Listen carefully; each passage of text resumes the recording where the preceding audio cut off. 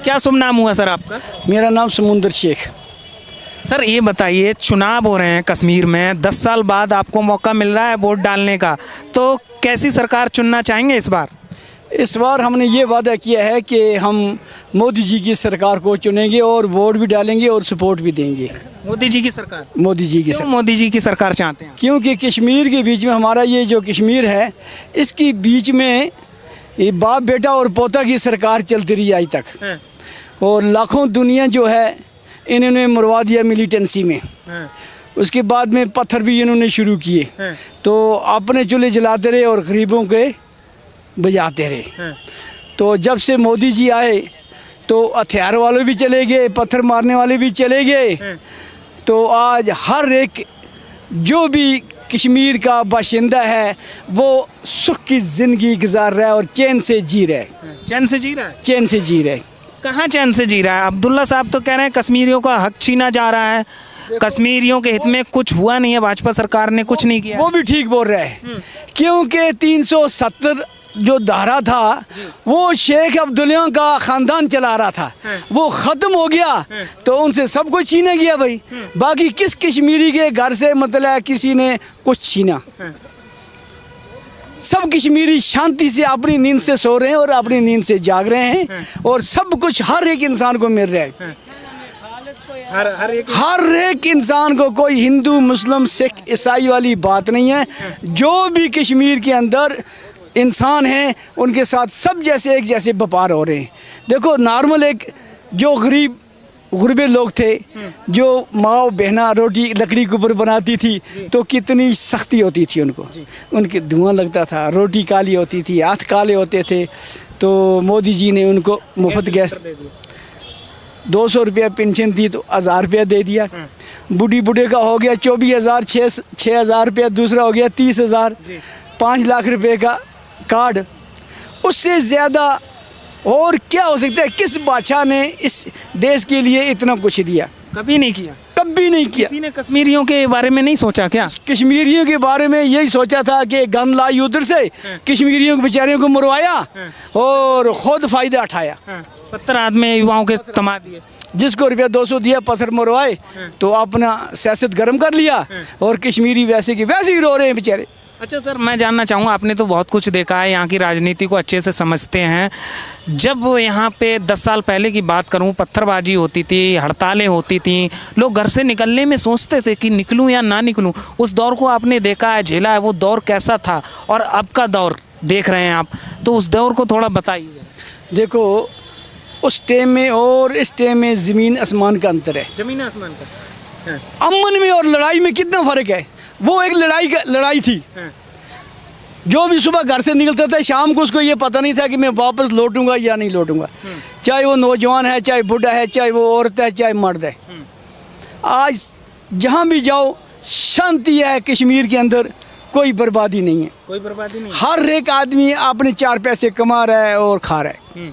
हज़ारों टूरिस्ट आते हैं यहाँ, होटल वालों को भी फ़ायदा मिलता है, घोड़े वाले को भी फ़ायदा मिलता है, गाड़ी वाले को भी फ़ायदा मिलता है, हर इंसान जो है फ़ायदा उठा रहा है। तो हड़तालों के बीच में, मिलिटेंसी के बीच में क्या, मौत के बगैर क्या मिलता है? लेकिन अब्दुल्ला साहब कह रहे हैं कि हम आएंगे सत्ता में तो 370 को बहाल करेंगे, पाकिस्तान से बात होनी चाहिए, पड़ोसी है हमारा देश। वो क्या शेख अब्दुल्ला को वापस लाएंगे? शेख अब्दुल्ला को वापस लाकर हुकूमत बनाएंगे? कौन कश्मीरी है जो उनको वोट देगा? उनको वही वोट देगा जो उनके खाने पर पला हुआ है। कोई नहीं देगा? कोई नहीं देगा। क्यों नहीं देगा कश्मीरी वोट एनसी को? आप वही बात करते हैं, जब हज़ारें बेवा यहाँ बैठी हुई हैं, हज़ारें मावां रो रही हैं, बच्चे चले गए, वो किसने मरवाए? वो इन्होंने मरवाए, एनसी ने मरवाए। अगर एनसी मरवाती नहीं, ये हम सुनते रहे कि डॉक्टर फारूक के आगे बम फट गया, उसकी गाड़ी के पीछे बम फटा। अरे नीचे क्यों नहीं फटा यार? आर्मी की गाड़ी के नीचे बम फटता है, डॉक्टर फारूक की गाड़ी के आगे और पीछे क्यों फटता है? वो इन्होंने फटवाए और किसी ने नहीं फटवाए। वो इनकी एक चाल थी गरीबों को मरवाने की और अपनी सीट हासिल करने की। एनसी की चल एनसी होगी, पीडीपी होगी। तो कह रहे हैं कि पड़ोसी देश है हमारा पाकिस्तान, उससे बात भी होनी चाहिए मैनिफेस्टो में। उनसे क्या बात होनी चाहिए यार? हम उनका खाना मत खा रहे हैं, उनकी जगह पर मत बैठे हुए हैं। हम अपने देश में बैठे हुए हैं, अपने घर से खा रहे हैं, अपनी बादशाही का राशन खा रहे हैं। वो बेचारे फाका कशी से मर रहे हैं। तो पाकिस्तान से बात नहीं होनी चाहिए। वो कह रहा है कि हम दोस्त बदल सकते हैं लेकिन पड़ोसी नहीं बदल सकते। अब्दुल्ला साहब, अरे पड़ोसी तो है, जितनी वो हमारे साथ प्यार मोहब्बत करेंगे तो हम भी करेंगे। हम सरकार से भी यही गुजारिश करते हैं, पीओके वापस आना चाहिए। हमारे हजारों भाई पीओके में हैं, हम इधर मजबूर हैं, वो उधर मजबूर हैं। वो उधर रो रहे हैं, हम यहाँ रो रहे हैं। क्यों रो रहे हैं? ये शेख अब्दुल्ला की मेहरबानी से रो रहे हैं। अगर वो दला बेईमान नहीं होता, हमारे कश्मीर के 2 टुकड़े नहीं करता। तो बस चाहते हैं कि पीओके वापस आना चाहिए। वापस आना चाहिए हमारी कश्मीर के साथ। वो हमारे कश्मीर का एक अंग है। हर एक इंसान को इस चीज़ का पता नहीं है कि भाई वो मजमूदा कश्मीर जो है इस कश्मीर के साथ था या नहीं था, लेकिन बिल्कुल था। इसी ने 2 टुकड़े किए, आधा दिया इनको, आधा दिया उनको, खुद राज कमाने लगा। आज उसका राज ख़त्म हो गया। हम ये मोदी जी से भी हम ये गुजारिश करते हैं कि हमारा मजमूदा कश्मीर जो है, जिसको बोलते हैं अथोपाई कश्मीर, वो वापस होना चाहिए कश्मीर के साथ। बस उसको पाकिस्तान बोलने से हमें नफरत होती है। क्यों? वो हमारे कश्मीर का अंग है। पीओके वापस, हाँ, वापस होना चाहिए। वापस होना चाहिए। तो लग रहा है कि जो वादे कर रहे हैं मोदी जी सरकार बनने के बाद, ये वादे पूरे होंगे? बिल्कुल पूरे होंगे। उसने दिखा इसने 10 साल पहले एडवांस के वादे पूरे किए। किसने? तो जो आज ये झूठ बोलता है। कौन झूठ बोलता है? अब्दुल्ला साहब, अब्दुल्ला साहब, फारूक साहब, उमर साहब, महबूब मुफ्ती साहब, ये सब झूठ बोलता है। झूठ बोलते हैं। हाँ, तो कह रहे कश्मीरियों को हक दिलाएंगे, जो छीना जा रहा है उन 370 को हम वापस लाएंगे। 370 की बात ही नहीं है। ये ना ये कुछ था तो न रहेगा। ये कुछ ही नहीं, ये तो कुछ ये खाली बातें है, बाकी कुछ ही नहीं है। आम जनता को कुछ फर्क नहीं है इससे, कश्मीरियों को कोई लेना देना। हम भी इस टाइम 25 कम से कम 40 साल का बंदा हूँ। मैंने खाली 40 साल में यही झूठे खबरें सुनी, बाकी कुछ नहीं है। हाँ, इस मोदी की हुकूमत मैंने सच्चाई सुनी। ये हुकूमत में सच्चाई सुनी। ये बोलता है मैं गरीबों के लिए मुफ्त दे दूंगा, मुफ्त दिया। ये बोलता है बिजली 24 घंटे तो दिया, बोलता पानी हर घर में तो दिया। मगर पे भरोसा है आपको? 100%। हाँ, वोट नहीं देंगे इस बार एनसी? हाँ देगा। नहीं, खाली वो लोग देगा जिनके घर में उसने 4-4, 5-5 बंदे लगाया, वो देगा। गरीब के कौन देगा उसका वोट? गरीब बंदे सब मोदी के साथ है। मोदी सरकार चाहते हैं। गरीब बंदे सब मोदी चाहते हैं। हाँ, मोदी पे भरोसा है। 100% भरोसा मोदी पे भरोसा है। बिल्कुल 100% हमें मोदी जी के ऊपर भरोसा है। भरोसा बिल्कुल। एनसी तो कह रही है हम सरकार बनाने जा रहे हैं, भाजपा को आने नहीं देंगे यहाँ पे। अरे क्या उनकी बाप की जागीर है, वो आने नहीं देंगे? ये तो पब्लिक का फैसला है। जहाँ पब्लिक को बेनिफिट मिलेगा पब्लिक वहाँ जाएगी। कह रहे सारी का जम्मू कश्मीर की जनता एनसी के साथ है, कोई किसी कांग्रेस के साथ, कोई किसी के साथ नहीं है। दुनिया अपने बेनिफिट के साथ है। 20 में वो 14 में आया, उसने बोला हम 20 में पहुंचेगा कश्मीर, वो तो 14 में पहुंच गया। उसका फास्टर ये चलता है ना। तो क्या नाम हुआ आप? इम्तियाज़ अहमद सर। कहाँ से आए? कर्नाटक ढंडार से। अच्छा ये बताइए, मोदी जी का भाषण सुना आपने? जी सुना। कैसा लगा? बहुत अच्छा लगा। जी। तो इस बार क्या मन बनाया है, जब वोट करने जाएंगे तो क्या सोच के वोट करेंगे? जी, जैसे कि मोदी साहब ने कहा कि सबका साथ सबका विकास और ये नया कश्मीर, तो इस बार जब असेंबली इलेक्शन होगा तो हम बीजेपी को वोट देंगे। बीजेपी को क्यों वोट देना चाहते हैं? क्योंकि उन्होंने कहा कि हम 5 लाख नौकरियां देंगे, बेरोजगारी दूर करेंगे यहाँ की। तो फिर तो बीजेपी को वोट देना है। तो भरोसा है बीजेपी पे, जो कह रही है वो करेगी? हाँ बिल्कुल भरोसा है। जैसे कि मोदी साहब ने कहा कि जैसे जो हम काम करते हैं वो हम करते हैं, जो कहते हैं हम करते हैं, जो कहते हैं हम करेंगे। बिल्कुल भरोसा है। आपको नंबर 1 भरोसा है। नंबर 1? हाँ भरोसा है बिल्कुल। ये बताइए, कश्मीर के हालात की मैं बात करूँ तो कितना बदला है कश्मीर? बहुत बदला है कश्मीर। आप देखें ना, आप पहले 2014 में आते थे तो अकेले आदमी को डर लगता था, कहीं पत्थरबाजी चलती थी बहुत।